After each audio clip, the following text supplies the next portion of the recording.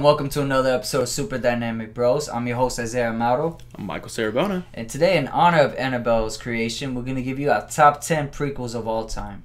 So, what is our number 10 video? At number 10, we are coming in with Underworld, The Rise of the Lycans. That was a great movie. It's one of my favorite Underworld movies. You know, Underworld, it's such an underrated franchise.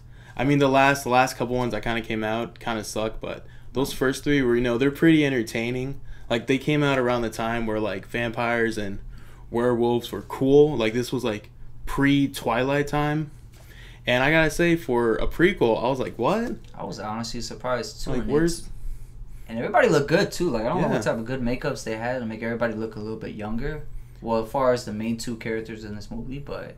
it was really good. No, honestly, it was a really good storyline. I gotta say, it was like the best story-wise out of all the Underworld movies. That's why it was one of my personal favorites. And it gives you more of what you want. You want vampires fighting werewolves in cool fashion. And it gives you a closure of why in the first movie, why is this all happening, of the main bad guy in the first movie. Yeah, and Bill Nye as the main bad guy, as the main vampire bad guy. Yeah. He's just so freaking sweet in everything he does. That dude's just awesome. So I gotta say that movie is shockingly awesome, even for a prequel. I'm really kind of sad that all the other Underworld movies have not been as good as that one. No, they kind of definitely fell off after the prequel. Yeah, they kind of Pirates of the Caribbean did. For sure. So what's coming in at number 9? At number 9, we have Mallrats. Now, how is this a prequel? In order of this to be a prequel, this one takes place either the day of or a few days after Clerks, Kevin Smith's first movie. All because of the girl in the storyline who dies in the beginning of Mallrats. And then, of course, in Clerks, they go to their funeral. Everybody got that? No, but honestly, I love Mallrats. Mallrats, it's such a funny comedy. It's a movie. It's a movie about nothing. It's just two dudes that are comic book nerds, kind of like us, hanging out at a mall, and it's just so much fun, just such a funny. And it's like the first movie that had a Stan Lee cameo in it. Exactly. You know what this movie's too is, like, it's so basic and simple. It takes place in one location, but it's all dialogues. Yeah. And what Kevin Smith did in the beginning of his years was all dialogues, and they were top notch. And somehow Kevin Smith was kind of like the pioneer of the cinematic universe, because it's connected with Chasing Amy, connected with Clerks, connected with all of that. Yeah. All thanks to probably the two greatest movie characters of all time, Jay and Silent Bob. Gotta love them. I mean, come on, now how can you not laugh at them? Just such a funny comedy. Probably one of the best Kevin Smith has ever done. Absolutely. And at number 8, we got Fast 5, which is technically a prequel to Tokyo Drift. all because of Hans. All because of Hans. Oh, sweet Hans. How no justice was served to you. And I think this is probably the last Fast and the Furious movie that didn't go over the edge. So this is, for me, this is the best. This is still the best Fast and the Furious movie, just because of how this is the last one that this is the first one that takes itself serious, and the last one that takes itself serious. And it's such a good action movie. Especially when we found out that The Rock is gonna fight Vin Diesel, one of the two biggest guys in Hollywood. Everybody was hyped up for that. I was excited for that fight. Yeah, I mean, these movies started off as these racing movies, and Still then a heist movie, almost like cops versus bad guys. Yeah, and by number 4, it got a little tiring. Like, all right, we're just doing the same stuff every movie, and then this one flips you over the head. You become a sweet heist movie, a sweet action movie. Some of the best filmed car chases, action scenes. Bringing everybody together from the previous movies. Yeah, and then bringing in The Rock. I mean, come on. If you're doing a franchise, you gotta add The Rock somewhere. The Rock's gotta be everywhere. God, he's so sweet, just sweating and yelling, and just flexing his muscles all around. And an Under Armour t-shirt. Oh, he sponsors that. He must get paid a lot by Under Armour. I bought a shit ton of Under Armour because of him. We don't look like him though. One day. So what's coming in at number 7? At number 7, we have the Fantastic Beast and Where to Find Them.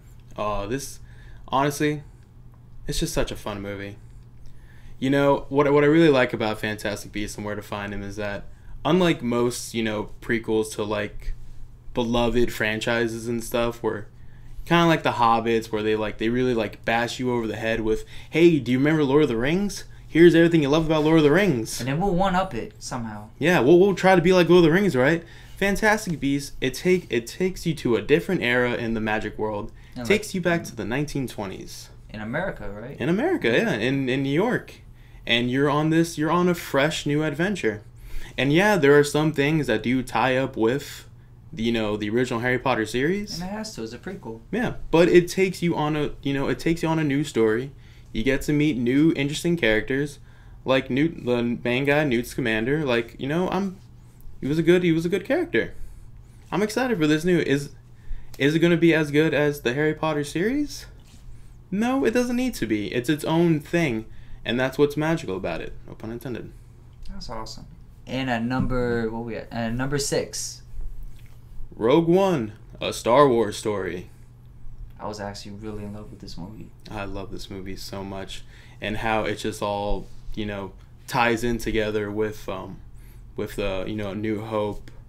And finally, you know, we got a Star Wars movie that felt like a war movie.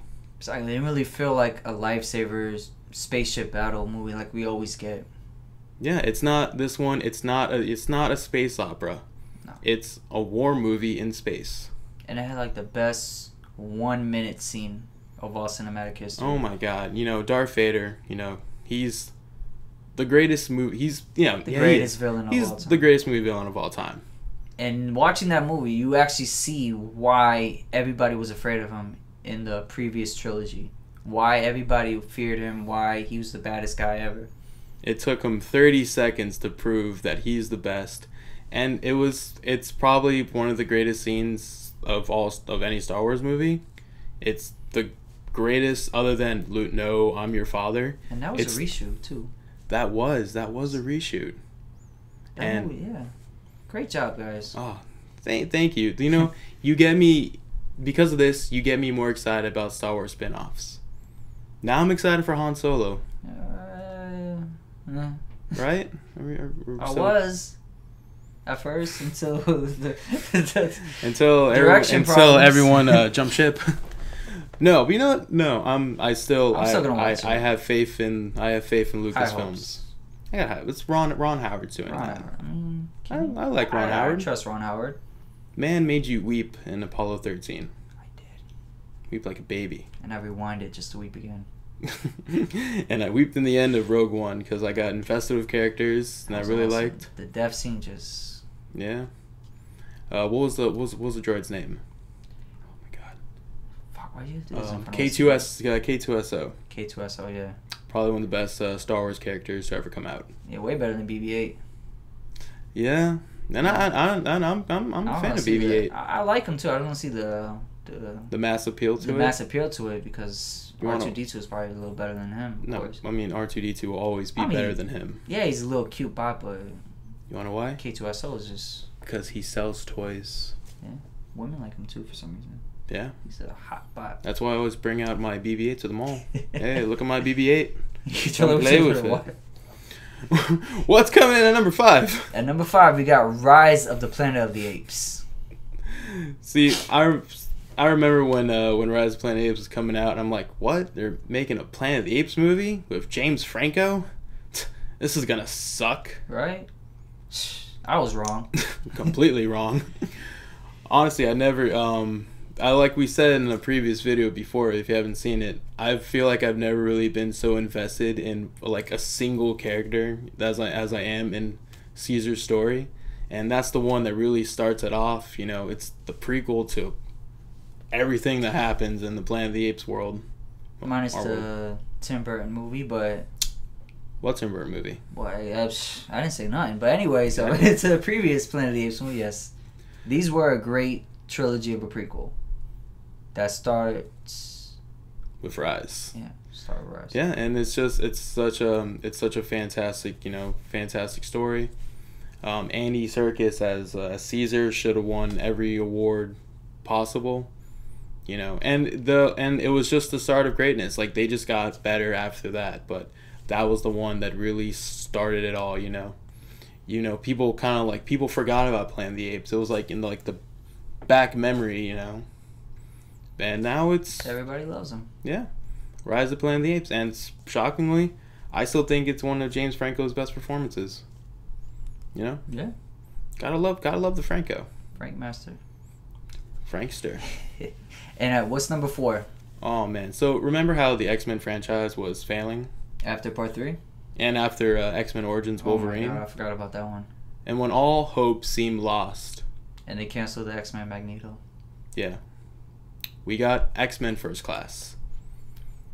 And you come to think like, what, really? We need another prequel to X-Men? Didn't we just get that in X-Men Origins Wolverine? Yeah, not really. No, this was actually well needed. I'm just kind of sad they didn't kind of stick to this type of formula with the sequels coming afterwards. But this was definitely a breath of fresh air for the X-Men universe.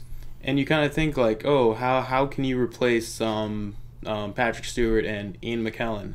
They're so iconic in those roles, but James McAvoy and Michael Fassbender, my God, they're 2 great actors playing 2 great characters from 2 great actors previously. Yeah, and they're honestly two of my favorite actors working today. And it's such like, you know, you set the movie in the 60s and you give us it. The movie almost felt like an old school type of like kind of like a James Bond with mutants type of story to it. Yeah. And you know, you had 2 great actors in the lead roles. I think the one thing that I can kind of do without, I'm not the biggest fan of Jennifer Lawrence as Mystique. Oh, thank God. I thought you were going to say this guy's the villain. Kevin Bacon? I thought you were going to go with Kevin Bacon. Whoa, I was about to turn this video camera off. Kevin Bacon's one of the... It was a great the best part of the movie. Exactly. Are you kidding me? Anytime you can give me Kevin Bacon in anything, I'm up for it. Kidding me? Kevin Bacon's awesome. Kevin Bacon is awesome. He's awesome in that movie. My favorite movie is a tie between all of them, of Kevin Bacon. I'm always 6 degrees of Kevin Bacon. I even liked, what was that, Wild Things with Kevin Bacon. But the one thing I can kind of do with that is Jennifer Lawrence. She's a great actress in everything else she does, but as Mystique, you know, she's too much playing as Jennifer Lawrence in that movie than she is of Mystique. Like, I want to see more of her just being blue. Yeah, and as everyone, you know, like got better as the movies went on, she got worse. Or stay the same. Yeah, but, you know, other than that, you know, that is such a great movie. And it honestly did bring the X-Men franchise back to life. Of course. Like, I like Days of Future Past. There's some aspects of Apocalypse that I like. Yeah, small. Some I don't, but I'm looking forward to the future of X-Men, of like Dark Phoenix and New Mutants coming out next year and stuff. You know, I dig it. I'm gonna watch it either way, but yeah, sure. Yeah. So what's coming at number 3? At number 3, we have Indiana Jones and the Temple of Doom. Wait, how is this a prequel? I was actually kind of shocked too doing this list. Well, that's because Temple of Doom actually takes place 1 year before Raiders of the Lost Ark, so it's technically a prequel. And come on, the Indiana Jones franchise, minus part 4, is one of the greatest movie franchises of all time. I mean, Indiana Jones, he's actually my favorite movie character of all time. He's your hero? He's my hero. I don't know if you can see him, but he's over there, always watching over me, because he's my hero. You know, he's the Harrison Ford. He's the greatest badass of all time. And that was a great movie too. Not even considered as a prequel, but just as a regular movie as itself. Yeah, still a great movie. No, honestly, though, the Temple of Doom, it's the darkest of the Indiana Jones movies. And you know, actually, fun fact, I don't know if you know this, but I'm gonna sound smart for a second. That's why we wear glasses. That because of Indiana Jones, we got the PG-13 rating. Yeah, it was between that and Gremlins. Gremlins, yeah, it was the first Gremlins. Yes, that's the reason why we got the PG-13 rating. Yeah. And because that the first PG-13 movie was actually, do you know what it is? First PG-13 movie. First PG-13 movie. I got a brain fart. It's Red Dawn. Really? Patrick Swayze, yeah. Wow. So, Yeah. I guess thank you, Indiana Jones, for giving us the PG-13 rating, in a way. But yeah, Temple of Doom, it's definitely, it's not the best of the original Indiana Jones. But it's still a great movie. But, yeah, they're all fucking great. Better than the last one. What last one? And number 3, number 2. Oh, at number 2, we have Star Trek, the 2009 J.J. Abrams reboot prequel. You know, with that movie, too, it brought a lot of people into loving Star Trek. Yeah. Because a lot of people, of course, did not see every other Star Trek movie that came out, even the ones that were actually in theaters, to be exact, or the TV shows. Yes. Star Trek was like a small fan base. Yeah, it was like you had to be like a super into like nerd culture to like, I know what Star Trek is. Yeah. You know, I mean, Star Trek was huge in the 60s with the TV show, I guess, you know, and then with Next Generation. But before the 2009 reboot came out, Star Trek was dying. It was, yeah. Like, it didn't have a TV show that was successful anymore. The movies were failing. It was only because no one really got it. Like, I tried to watch like the other movies that came out like late 90s and stuff, and I quite didn't understand it because there was too much into it. Like, they focus more on the fan base because they know only fan people are gonna watch it. Yeah. And what I love about this one is that if you're not a fan of Star Trek, because I wasn't a fan of Star Trek, I'm a Star Wars guy. I knew of Star Trek, yeah, like, but I wasn't a big fan of it. Like I knew of Spock, Kirk, you know, live long and prosper and all that. But I went into the movie, you know, like, all right, no, I'm gonna watch Star Trek. I feel like I'm portraying Star Wars somehow, but they kind of betrayed me with the prequels. Speaking of which, fucking eye for an eye. An eye for an eye, right? So, and I walked out, I'm like, that was so much fun and like exhilarating and awesome, and I love the characters. Sorry. I love the story. It was such a great, fun space movie, you know. Yeah, great actors in that movie too. Yeah, Chris Pine, Zachary Quinn, Anton Yelchin, Carl Urban. Yeah, just such a great freaking cast. Simon Pegg. I love Simon Pegg. So yeah. And you know, and then, like, even after that movie, like, I started going back and rewatching a lot of like the original TV show and the Next Generation movies, Wrath of Khan, and I dig it. You know, you can be a Star Wars fan and a Star Trek fan at the same time. It's okay. But yeah, so I have to thank the 2009 version for kind of getting me into Star Trek. Yeah, refreshing the franchise. Yeah, so good job. Yeah, I'm a fan. I'm a fan of all those movies. But that's the first great one. Now let's talk about probably one of the greatest sequels of all time. Isaiah, what's number 1? Alright, so when we started this list, there was some little debate of why this is number 1 if it's considered a prequel, because majority of everybody, including myself, I consider this as a sequel. It's the first sequel prequel? You can call it a sequel prequel then, because it does show parts of before the first movie, but it's not really considered flashbacks. And the first movie, the number 1 movie we're considering right now, is Godfather Part 2. Godfather Part 2. One of the greatest movies of all time, period. One of the greatest sequels. One of the greatest prequels. Apparently now. One of the greatest movies of all time.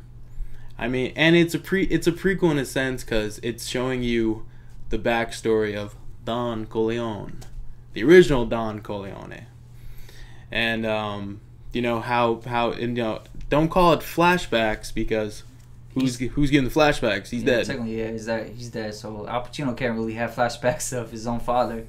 Yeah, so in a sense, those flashbacks parts are the prequel parts. Yeah, and yeah, basically all those parts really make up majority of the movie. And it's just, you know, I still think that this is my favorite Godfather movie. I know a lot of people are like, either you love Godfather 1 or you think Godfather 2. I'm on the Godfather 2 side. I'm on the fence right now, but a little towards more Godfather 2. It was this great storyline too, and I love Danny DeVito. Not Danny DeVito. What the hell am I saying? Not Danny DeVito. That would have been awesome, though. Can you imagine if Danny DeVito was the Don Corleone? It was Don Corleone. How do you explain the height difference? Don Vito Corleone? No, it's Robert De Niro. I'm See, tired. we do our research before this, right? Exactly. Yeah, no. Wasn't this kind of like the first time you really kind of saw Robert De Niro in a movie back then, or was it Taxi Driver? I think it was probably Taxi Driver. Probably Taxi Driver. It's probably something else before that, but this was really it's such a great performance. But definitely one of his top movies, if not maybe his best performance in a movie. Yeah, it's one of the greatest mob movies. It's one of the greatest crime movies, good action movie, a family movie. It's a tragic family movie. Exactly. But it's such a great movie. Definitely an example of what a sequel or / prequel should be about. Yeah, it's like, you have to raise the stakes of your first one if you're a sequel. And if you're going back in time, you got to tell the story in a fresh new way, Or at least explain some potholes and try to better the characters. So when you do watch the first movie again, you understand it more and feel more in touch with these characters. You get more out of it. And that's what all these movies, kind of do for you. And that's why these are our, our top 10 best movie prequels of all time. I apologize to the prequels of Star Wars and The Hobbits for not being on the list. Do better next time. Sorry. Well, thank you guys for joining us today, and we hope to catch you all next time. Goodbye.